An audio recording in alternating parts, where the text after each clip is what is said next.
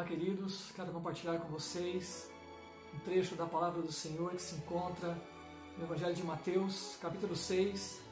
Nós faremos então a leitura dos versos 5 a 13, que diz: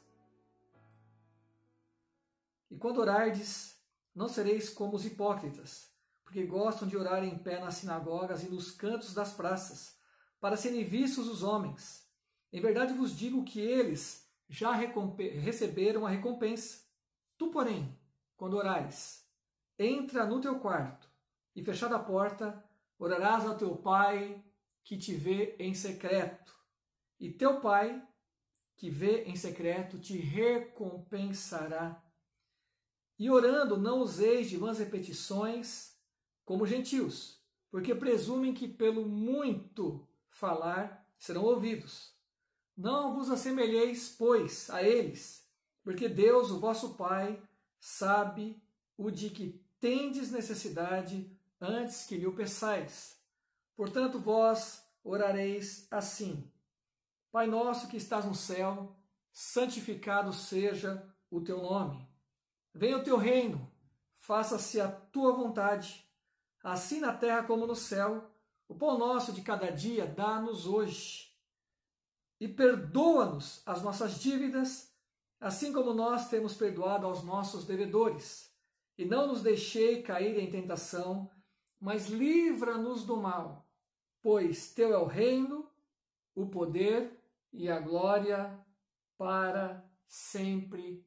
Amém. Que Deus abençoe assim a sua palavra. Todos nós sabemos que os dois maiores pilares, os dois grandes pilares de sustentação da vida cristã é a leitura da palavra e a oração. Ou seja, quando eu leio a Bíblia, Deus fala comigo. Quando eu estudo a sua palavra, Deus fala. E quando eu oro, sou eu quem falo com Deus. Portanto, quando eu oro, Deus ouve. E aqui, nesse trecho do Sermão do Monte, Jesus está ensinando aos seus discípulos a maneira correta de se orar. Talvez você já tenha se perguntado algum dia, né, qual é a forma correta de orar? Quais são os mecanismos, quais são as formas, quais são os caminhos que eu tenho que percorrer para então ter uma vida de oração saudável. É interessante nós pensarmos que a primeira coisa que Jesus ensina aos seus discípulos é de que a vida de oração, a nossa vida de oração, não é uma vida que ela acontece de qualquer forma, ou ela se estabelece em alguns lugares, como por exemplo, orar no monte, ou orar no templo, ou orar em casa. Jesus aqui ele está dizendo de que a oração ela acontece no íntimo da alma, no interior humano, naquilo que diz respeito somente a mim e a Deus. E nós sabemos que isso pode acontecer em qualquer lugar. Jesus aqui está nos direcionando ao quarto. É o lugar onde nós estamos a sós em casa. É o lugar onde nós estamos com tempo disponível para então buscarmos a face do nosso Deus. Eu não sei se você já se fez essa pergunta ou já fez alguma colocação no sentido de que, nossa, essa oração não passou do teto. Às vezes a gente fica pensando dessa forma porque talvez a gente não conseguiu expressar aquilo que nós gostaríamos, ou a gente ainda não estava com a vida da maneira com a qual nós percebemos que temos que estar para então buscarmos a Deus em oração. Então, a primeira coisa que Jesus apresenta é de que a vida de oração é uma vida que acontece no secreto, no íntimo, no interior da nossa alma. É claro que isso pode acontecer no quarto, também pode acontecer na igreja, pode acontecer em qualquer lugar. O apóstolo Paulo, em Tessalonicenses, capítulo 5, ele, dizendo respeito à vida de oração, ele instruiu a igreja dizendo: orai sem cessar. Ou seja, quando eu tenho uma intimidade com Deus, quando eu tenho uma vida de oração com Deus, então eu posso orar sem cessar, em todos os lugares, e também no silêncio do meu quarto, no secreto do meu quarto. A segunda característica da vida de oração que o apóstolo Paulo aqui apresenta está dentro da oração do Pai Nosso. E é interessante nós pararmos para pensar que, embora a oração do Pai Nosso seja uma oração muito bonita, ensinada pelo próprio Cristo, né?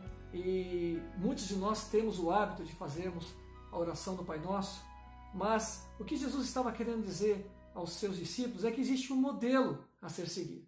E ele então não disse especificamente: ora, vocês têm que orar o Pai Nosso.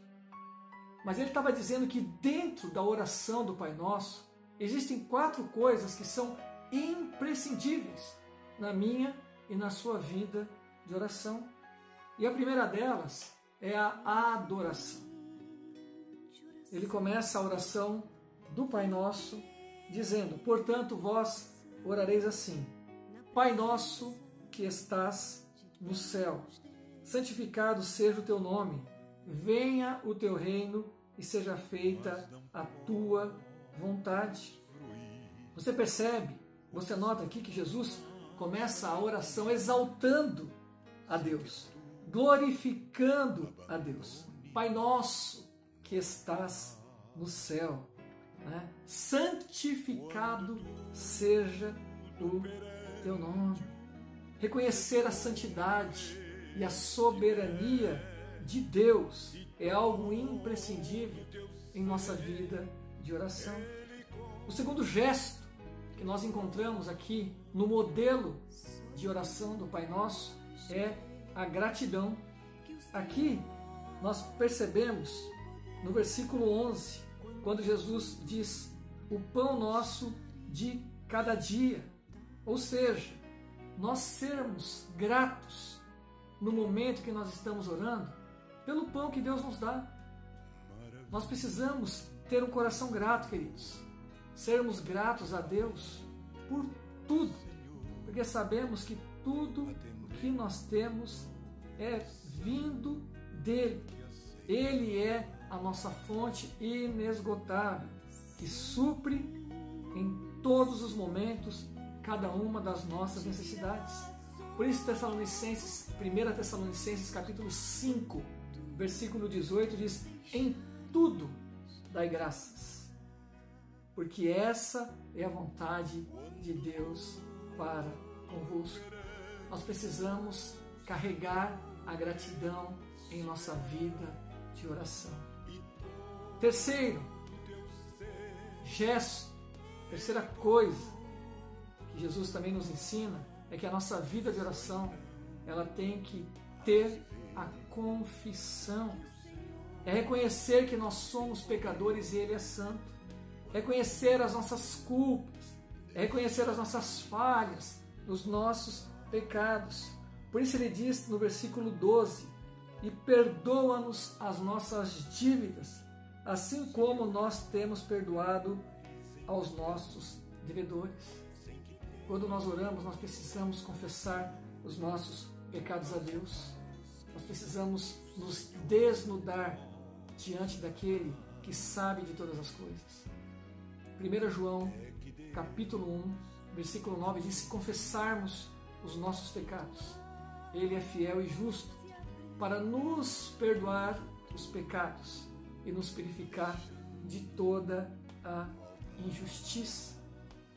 E o quarto e último gesto que nós encontramos aqui no modelo de oração do Pai Nosso é a petição. É o ato de pedir, de clamar as bênçãos e os livramentos de Deus para as nossas vidas. e não nos deixe cair em tentação, mas livra-nos do mal. Pedir é a nossa especialidade, mas também revela a nossa dependência nele. Muitas vezes nós temos o hábito de pensar em oração como simplesmente algo que temos que pedir. E nós pedimos, e a nossa lista de petição é grande. Mas se nós não encontrarmos essa intimidade da alma, se nós não trilharmos pelo caminho da exaltação, o caminho da gratidão, o caminho da confissão, a petição fica praticamente como se fosse algo que ficou pela metade.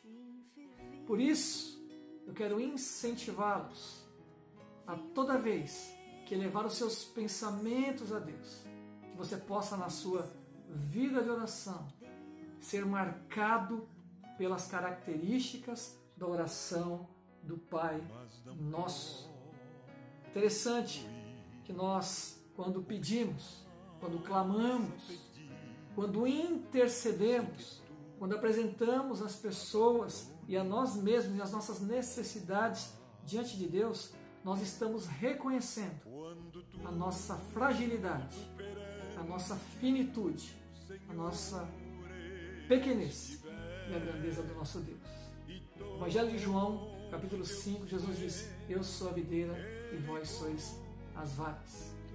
E no versículo 5, ele então afirma essa vida de dependência contínua e constante que nós temos em relação ao nosso Deus. Porque sem mim, nada podeis fazer. Que Deus nos abençoe. Que nós possamos viver essa verdade de que quando nós oramos, Deus ouve. Fiquem todos com Deus, com a paz do nosso Senhor Jesus Cristo, e que Ele vos dê saúde, porque é tempo de mudar, é tempo de orar. Te virá socorrer quando